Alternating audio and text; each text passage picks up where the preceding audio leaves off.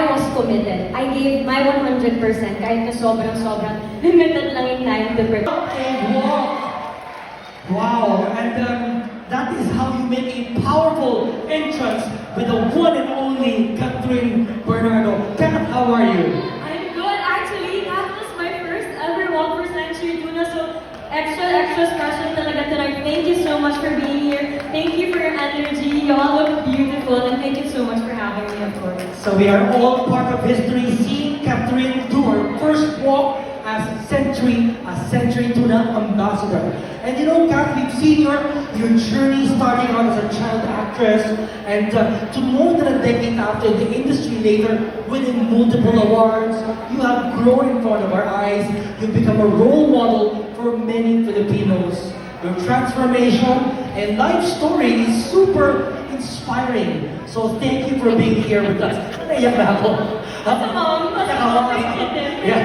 So thank you for being here tonight, Kat, and we are really honored to have you here. Okay, Kat, so as the newest ambassador for Century Tuna's Best You Ever campaign, how does it feel to be part of a movement that promotes health, wellness, and achieving your personal best? I remember when you posted this on your Instagram, I felt your excitement, right? So tell us about your journey being a Century Tuna's girl now. Oh my God, and it feels so empowering to be part of this campaign. Like what I said in my post, it has always been my dream to be part of this family. No joke, alam na yung Century Tuna yan. That's why when they reached out to my team, January this year, 2024, I got really excited. And tonight, I'm just really grateful. Maraming salamat to our bosses, to my Century Tuna family for making this dream come true. And of course, I admire kasi the brand because of their commitment in promoting healthy habits such as, you know, having a healthy lifestyle and having the right diet. So ever since talaga, pag nakikita ko yung campaigns nila, it's just so inspiring, and now it just feels so surreal that I am now part of that campaign. And they're super bad. Oh my God! So thank you so much. You know, like what Carlos said, it's aspiration, perspiration, and inspiration. And you are that. For us, through the years, we've seen you grow into the woman that you have become. And how do you think your partnership with Century Tuna helped you become the best version of yourself, Kat? For me, finding the best version of yourself comes with transformation. So every day, we try to be better. We try to be best. And I think that is just aligned with what Century Tuna represents, you know, to be brave enough to challenge ourselves and to chase for our goals, including our body goals.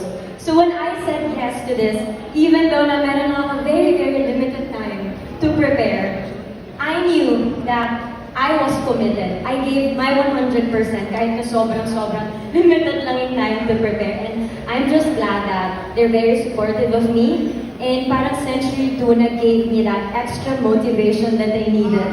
Especially with the limited time. I'm like, no, I have to make this brand proud. And I want to inspire more women, especially once they see this campaign. So that became my motivation. And they will walk the way Catherine Bernardo walked with so much confidence, passion, and joy in your life. Right? You can see it in your eyes. Okay, thank you, Kat, and congratulations for all your achievements. We are happy to see you look more youthful and come into your own beautifully. Guys, again, a big warm round of applause of love for Catherine Bernardo, and we will continue to support you and all of your endeavors, of course, with the Century Tuna fam. With that said, let me invite on stage our Executive Vice President and Chief Operating Officer of Century Pacific Tuna, Mr. Greg Banzon, and the Vice President and General Manager for Branded Tuna Division, Mr. Carlo Endaya. We also have Marketing Manager of Century Tuna and Vanta Coco, Ms. Bea Valesca Martinez, and Senior Product Manager of Century Tuna, Ms. Marty Dator. Guys, give our Century Tuna fam a big warm round of applause.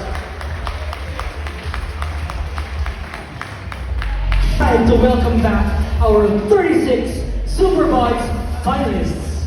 Let's go, Cap. Congratulations.